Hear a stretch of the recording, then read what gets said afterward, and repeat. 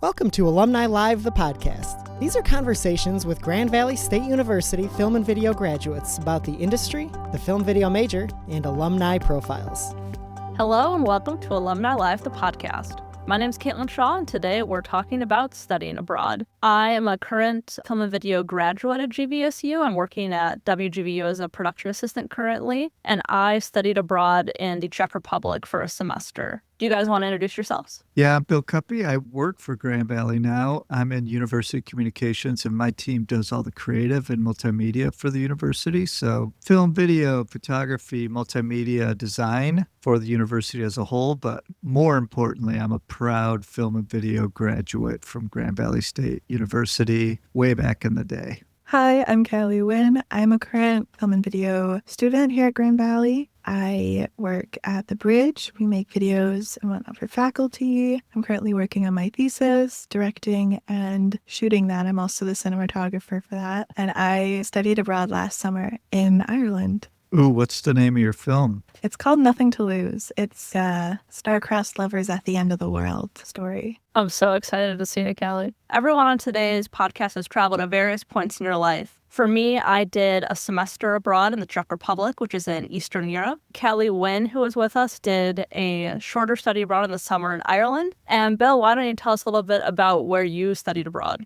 Well, that's the interesting part. Thanks, Caitlin. Appreciate you welcoming me to the podcast. I did not study abroad, which I don't have too many regrets in my life, but I have traveled quite extensively since graduating from Grand Valley. My wife and I both have got a lot out of our travel experience, a lot of growth, a lot of perspective, and we both look back on our time at college, and if we could do it all over again, we would prioritize studying abroad because at that age and that time of life when you're open to so many new opportunities and perspectives and experiences, what a great time to do it. So we decided that's why we need to start a scholarship for it for film and video students. That's awesome. Yeah, I know a big reason why I wanted to study abroad is I had a lot of adults in my life instill in me, you will never have this much free time to travel in your life again. You will never have this little of responsibility again. So now's the time to do it. And so once I got to college and I figured out that in my schedule I could do my last semester abroad, I wanted to. That was the goal, even though it was kind of scary. Callie, can you talk a little bit about why you wanted to study abroad? Yeah, so I always wanted to travel internationally, even from when I was like 12. I actually met with advisors back when I was in high school to see if that was something I could do. Nothing really came from that. But then I got to university and I got involved in so many different clubs and work. And so it wasn't in the cards for me to go for a semester, but I found a really cool program over the summer. And so it's just something I've always wanted to do. So I took the chance. All right, so my next question for everyone is, and I'm going to modify as for Bill, is of all the places you can go in the world, why did you pick the place you went? For me, it was honestly like fate or destiny that got me there because I knew I wanted to do a semester abroad, but I was getting really overwhelmed and stressed with just the sheer amount of options. Because for me especially, my last semester, I just needed more credits, but it could be anything. So I was looking at a bunch of programs, but it was just all too much and I couldn't decide. And then one day I was talking to Joel Petrakis, one of my professors, and he found out that I wanted to study abroad. And he's like, Czech Republic, you got to go. Because I guess he lived there for a year, I think, after he graduated from college. And that was just the sign I needed. And I looked into the Czech Republic because I didn't even really know where that country was when he suggested that. For those who don't know, it is right next to Germany. But I looked into it and it has a lot of cool history. It was bombed once, but besides that, in World War II, well, it's very intact compared to other cities. It's very central, and I knew I wanted to travel to a lot of other places. So pretty much every weekend I was there, I went to another country. So I went to 13 countries total in my semester abroad and drank a lot of Red Bull and took a lot of overnight trains, but I got where I needed to go. Just Red Bull, Caitlin.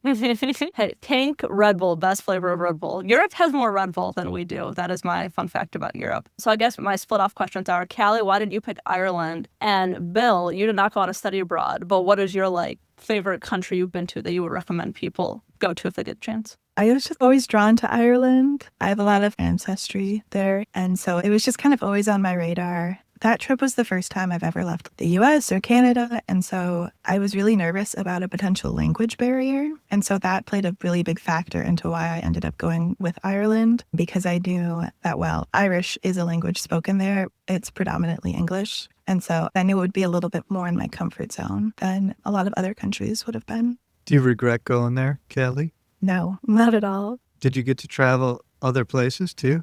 I did. And since then, I've gone to France and I've been to Belgium, and Ireland is still my favorite of the countries that I've gone to. So I don't regret it at all. Awesome. So I've got an interesting story. A little bit about my history is I went to Grand Valley and film and video from 1988 to 1995. It took me a while. And eventually I started my own business, Cuppy Productions, and I made connections with Mark Schaub, who's currently the Dean of Brooks College of Interdisciplinary Studies. But at the time, he was the director of the Padnos International Center. He had a need to promote study abroad on campus and around campus. And of course, I had a desire to travel and was running my own business. So we struck up a really interesting sort of win-win deal where I comped out all of my production costs as long as he covered my travel costs. And then we just figured out what would work for post-production. So it gave him a reasonable way to create study abroad videos and me a free way to travel the world and make a little bit of money in post-production. My first travel experience in high school was Haiti, and that changed my life just because the perspective I was able to see there. But I never studied abroad or even traveled internationally through college. I did do a trip to Ireland in '96, but teaming up with Mark, we've been all over the world, and he was very efficient with his travel schedule. So each trip, it would be a whirlwind trip, like 2 countries at least per trip, 3 or 4 days in each country. So I want to say we did Krakow and then Germany, and then one year we did Japan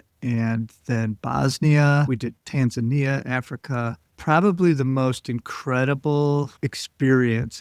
And the beauty was I got to document and share stories of Grand Valley students studying abroad and the immense impact to a person. In every video interview, the final question was like, how do you feel? What does this mean to you? And every single person, it changed their lives in one way or another. But the most extreme and cool and crazy and wild experience was going to India. And I'll just point out that India is not for everyone.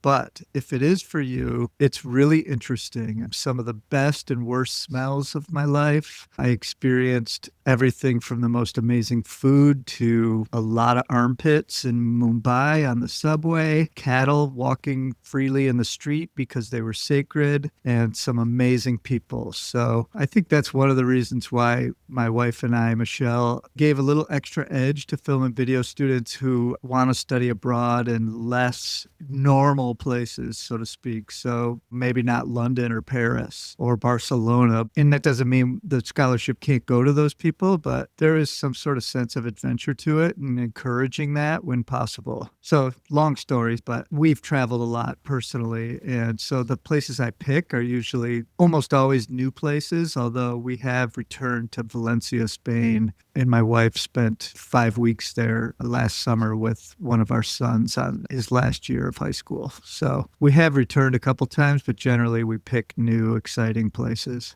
Going off of something you said, I feel like a big part of studying abroad and a worry some people have is the culture shock. My question is, does anyone have any big culture shock moments? I know for me, one thing that was really hard to get used to is in the Czech Republic and a lot of Europe. If you ask for water, they are going to assume you mean sparkling water. And I'm not a sparkling water fan. And I ran a 5K in Prague. I'm so tired someone hands me a water and I try to chug the whole thing and I immediately just spat it out and all the Czech people are looking at me like I'm crazy. But I'm like, who hands out sparkling water at a 5K? Yeah, I've been there. What do they say? It's sin gas. No gas. Very important phrase wherever you go in Europe if you do not like sparkling water. Well, I think for me, it was just a bunch of little things. There just kept being moments like there's restrictions in the US about which way doors have to open, which isn't always a thing in the EU, and just the food. Also, I think the first time I had to go to a grocery store over there was just such a crazy experience because it was just a little bit off from what I knew. Times like that just kept happening. Everything was just a little different different than what I was used to. How about the size of the doors, Kelly, in Ireland? I don't know if you're tall or short, but I remember I had to duck into some pubs and places because Yeah. everything was old and short. Oh, yeah. That was definitely a big thing. I stayed in a pretty modern area for a lot of my studies, but then at the end, I traveled around Ireland and there were a lot of cramped spaces. Where did you go in Ireland? Can you tell us? Yeah. So I studied in Limerick, so like Midwest Ireland. And then during a weekend there, a friend and I, we went up all the way to like Derry in Northern Ireland. And then we also went to Dublin. And then in the week after, I went to Killarney, so Ring of Kerry, Southwest. And then I went to Cork. I spent a lot of time in Galway. I think Galway was my favorite place I went. Beautiful, huh? Yeah, it's so lovely. And then I also spent a lot of time at the Aran Islands. I got to go to both Inishmore and Inisheer and spend a day each there.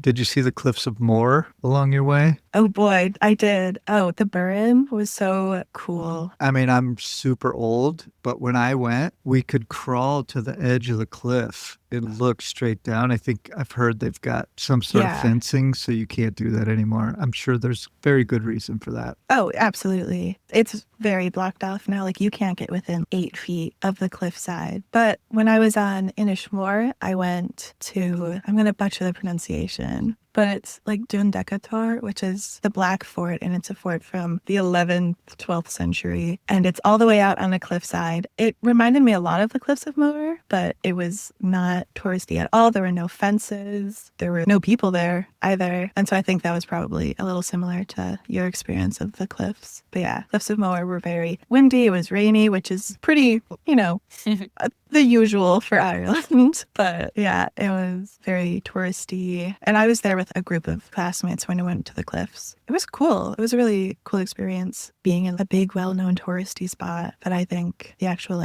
wow factor of the cliffs I got from other places. Amazing. Caitlin, I'll answer your question, but I'm so intrigued by the Czech Republic. Can you describe it? Do you regret it? Did you love it? I mean, that had to be so different than Western Europe. It was very different. Like I said, when it was first suggested to me, I didn't even know where the Czech Republic was, but I loved it. I think going there was the best decision I've ever made in my life. I'm going back there again in my life. It is such a beautiful city. I kept telling my friends it's very Wes Anderson coded. If you're a fan of those films, there's a lot of pastel buildings. It's very pretty. And there's this signature rusty red color that's on all the roofs. And it's a very good mix of nature and city. So there's Old Town, which is very tight alleyways, brick cobblestones, buildings. But then my favorite part of Prague actually was this area called Petrin Hill, which is this giant hill, probably as big, if not bigger than the size of GVSU's campus. And at the top is their version of the tiny Eiffel Tower. And the hill is as tall as the French Eiffel Tower, if you count the hill in how tall their tiny Eiffel Tower is. I would walk around there a lot, and there's apple trees, and there's no pesticides there, so you can just pick the apples and eat them. And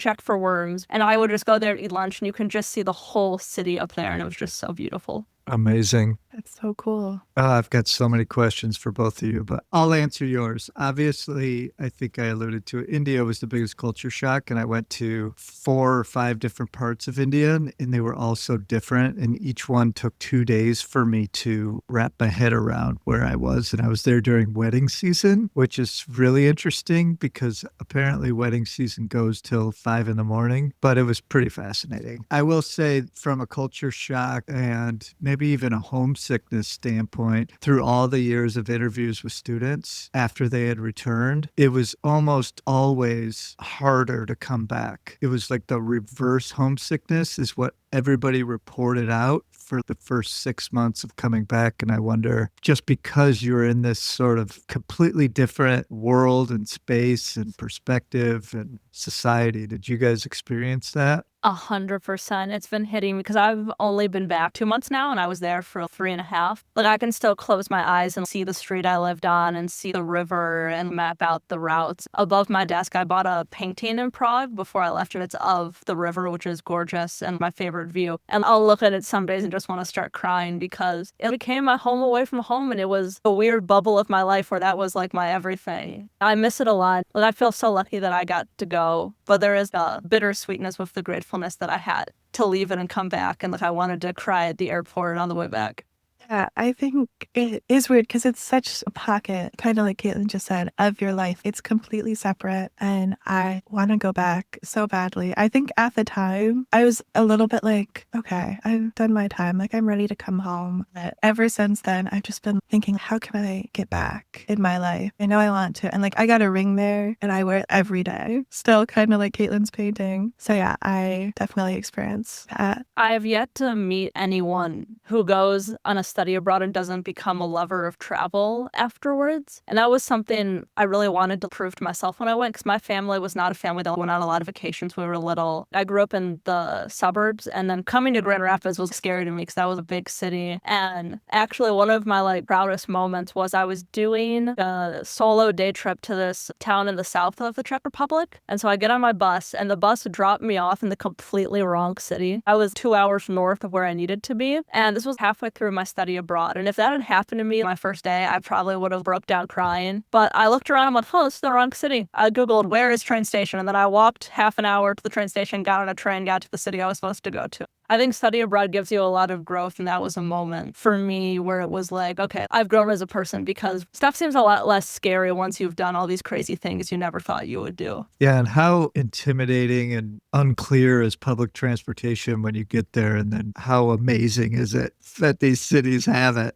I miss it so much. Prague, I don't know if they lied about this statistic, but I was told they have the third best public transport in the world, and I feel like my wings have been clipped because you could just find a bus stop or a tram stop or the metro within 10 feet anywhere. We just don't have that infrastructure here, and I miss it so much. Oh my God. There's trains everywhere. I took so many trains, so many buses. I miss that. And that's the cool thing about getting to Europe or anywhere is once you get there, you can go wherever you want on a train pretty reasonably, usually. You can find a way to get there. If you can get over the ocean, you can figure out where you want to go.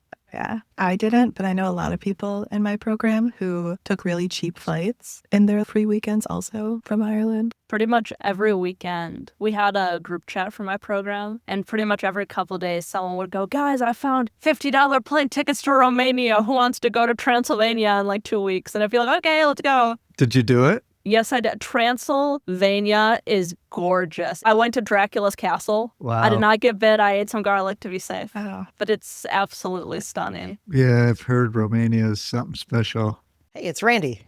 We're taking a short break to tell you about the Morse Cuppy Film, Video, and Animation Study Abroad Endowed Scholarship.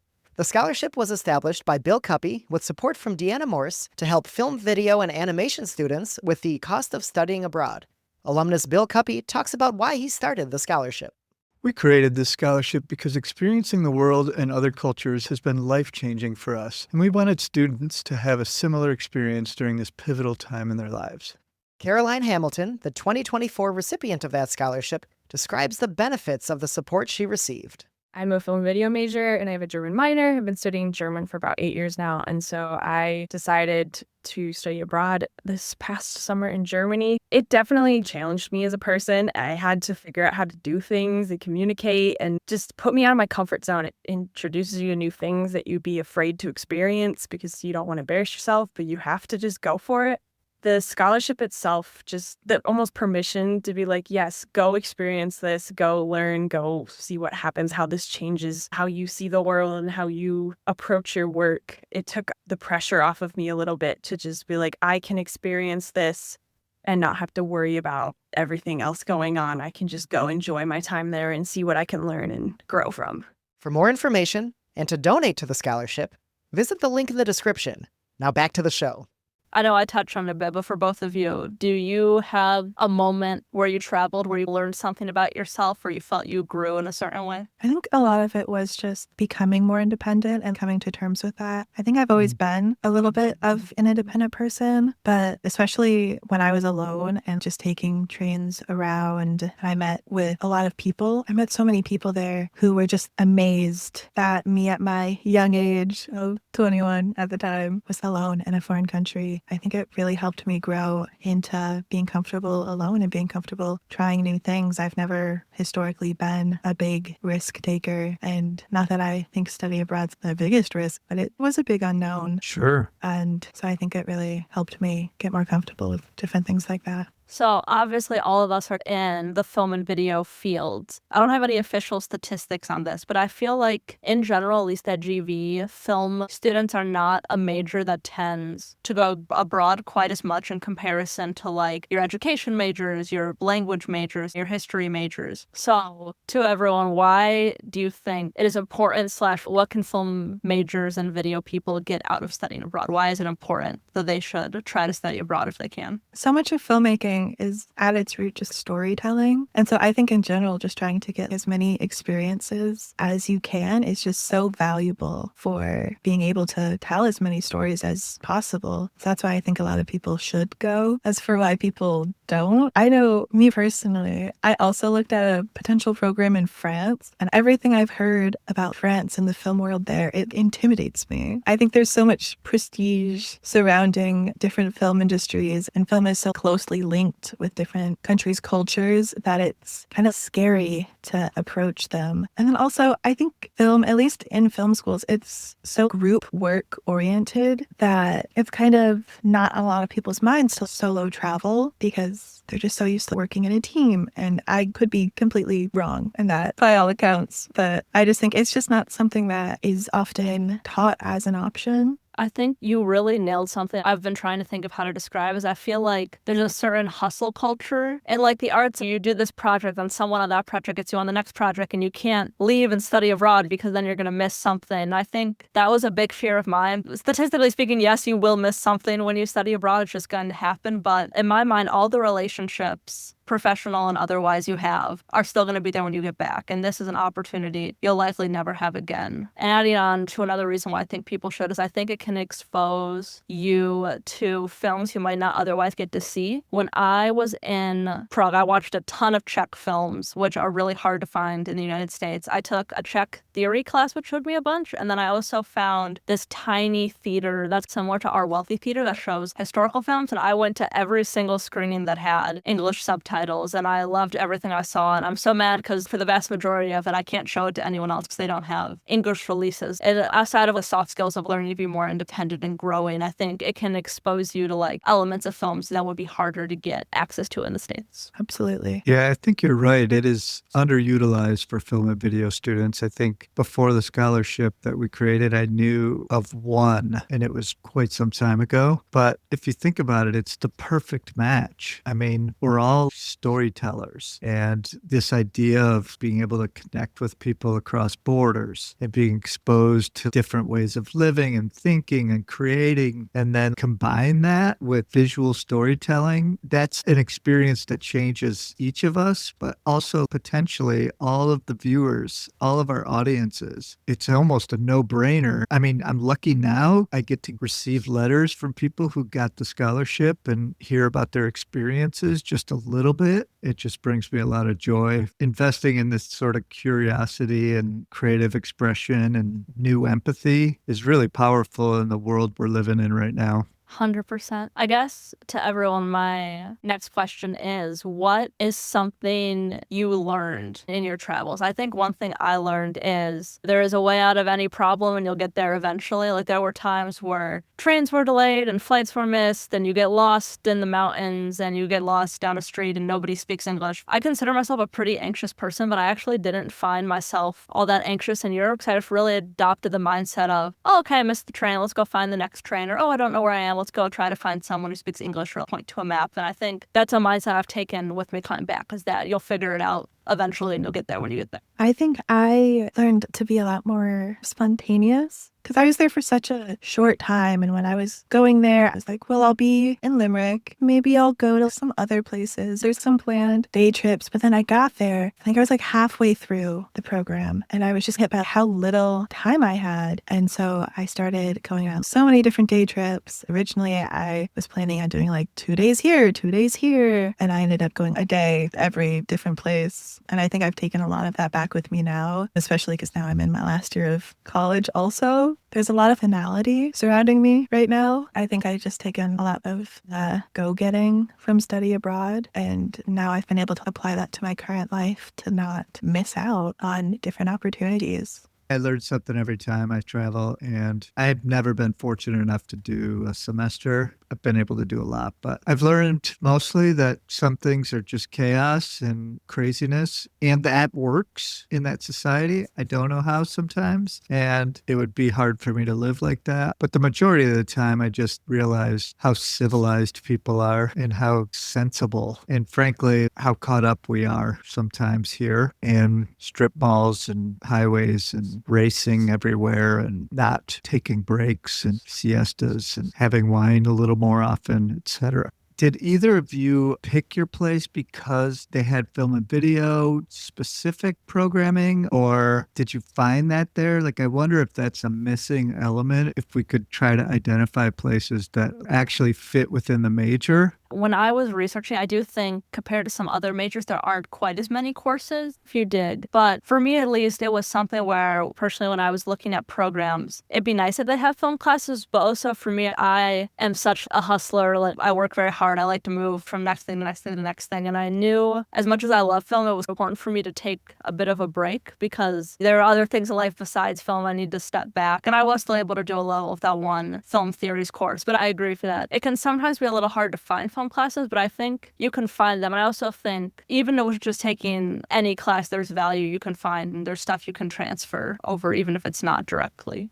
I think you're totally right. That's a huge message, is get out of your world for a minute and it's going to help you later. So I love that. And I think maybe that's something that film and video students might overlook because they're just on the grind to get their classes done. But I mean, there's so much more to it. I ended up not going for film either. It was a little bit on my mind when I was doing the initial program search, but I ended up just picking the university because I liked the program outside of film. But I actually ended up using film a decent amount there. I was surprised by how much overlap there was in a seemingly not film related class. Oh, cool. I was in a culture class, and for one of the finals, we had to retell a different Irish myth. And we could have done it anyway, but we ended up making, it was like a little reality TV show episode. And so I got to work with a group of people, and none of them were film related. And so we divvied it up. I was the showrunner, I was the editor, I filmed everything, but it was cool